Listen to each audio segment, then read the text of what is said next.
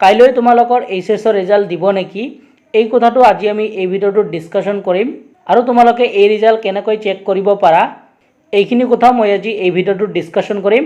তোমালোকে ভিডিঅ'টো প্ৰথমৰ পৰা শেষলৈকে চাই যাবা আৰু বহুতো ষ্টুডেণ্ট আমালৈ মেছেজ দি কৈ আছে, ঠিক আছে। তো আজি আমি তোমালোকক এই ভিডিঅ'তে তোমালোকৰ কনফিউজনটো ক্লিয়াৰ কৰি দিম।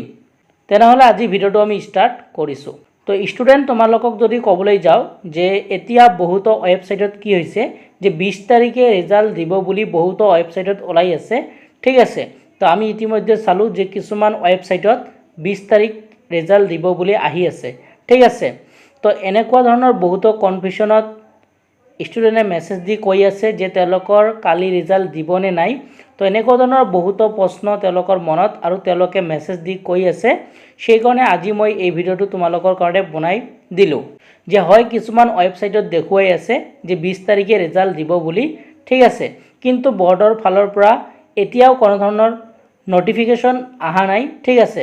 তো এতিয়া ডাইৰেক্ট ক'ব নোৱাৰি যে কালি ৰিজাল্ট দিব, কিন্তু হয় বহুতো ৱেবছাইটত ওলাই আছে যে কালি ৰিজাল্ট দিব বুলি। তো কালি ৰিজাল্ট দিয়াৰ তোমালোকৰ সম্ভাৱনা আছে। আৰু মুখ্যমন্ত্ৰী ডক্টৰ হিমন্ত বিশ্ব শৰ্মা ডাঙৰীয়াই কোৱাৰ দৰে যে যিহেতু কৈছিল যে 20 তাৰিখৰ আগত দিব, তো কালি যেহেতু 20 তাৰিখ, তো কালি তোমালোকৰ ৰিজাল্ট দিব পাৰে। কিন্তু এইটো তোমালোকৰ কোনো ধৰণৰ এতিয়ালৈকে নটিফিকেশ্যন অহা নাই।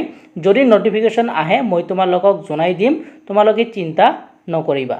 কিন্তু কিছুমান ৱেবছাইটত 20 তাৰিখে দিব বুলি দেখাই আছে, ঠিক আছে। তো তোমালোকে ভয় নাখাবা আৰু যদি কিবা এনেকুৱা ধৰণৰ নটিফিকেশ্যন আহে মই তোমালোকক জনাই দিম। আৰু এই ৰিজাল্টটো তোমালোকে কেনেকৈ চেক কৰিবা তাৰ কাৰণে মই তোমালোকক এটা ভিডিঅ' দিছোঁ যে এইচএছ ৰিজাল্ট কেনেকৈ চেক কৰিব লাগে। তোমালোকে এই ভিডিঅ'টো চাই ল'বা, তেনেহ'লে তোমালোকে ইজিলি তোমালোকে ৰিজাল্ট চাব পাৰিবা। তাত মই যিবোৰ তোমালোকক এপ দিছোঁ বা তোমালোকক ৱেবছাইট কৈছোঁ সেইবোৰৰ জৰিয়তে তোমালোকে ৰিজাল্ট চাব পাৰিবা, ঠিক আছে। তোমালোকে সেই ভিডিঅ'টো আজি ৰাতিয়ে চাই লোৱা।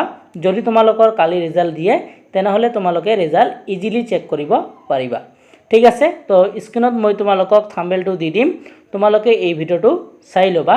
যদি তোমালোকৰ ৰিজাল্ট দিয়ে তোমালোকে ৰিজাল্ট চেক কৰিব পাৰিবা। তেনেহ'লে আজি ভিডিঅ'টো চোৱাৰ কাৰণে তোমালোকক ধন্যবাদ জনাইছোঁ।